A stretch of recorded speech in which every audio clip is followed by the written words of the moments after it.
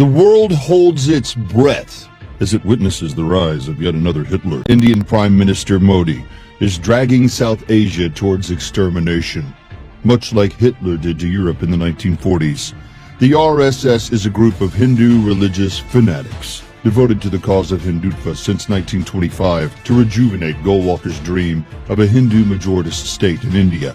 Just like Heinrich Himmler's Aryan dream, Hindutva's overt cultural and covert political aims are served by its political facet, the ruling BJP, a party modeled after Hitler's National Socialist German Workers' Party. In retrospect, RSS militants committed heinous communal riots, depicting similar ethnic cleansing tendencies to the Nazis in Europe. The American historian Stanley Payne and author of World Fascism, Cyprian Blamires, concluded that the racially motivated ideology of the RSS is the Indian variant of fascism with no space for minorities.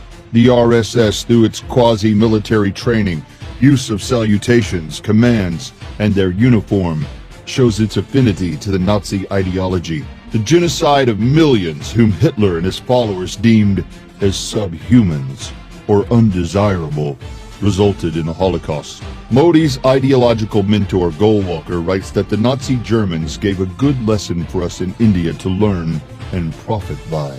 Inspired by the ideals of Nazism, Modi implemented them in all parts of India, particularly in Gujarat and Kashmir, killing thousands of Muslims and Christians along the way. Modi's recent supremacist belligerence in Kashmir might lead to another nuclear holocaust, which might engulf the entire world.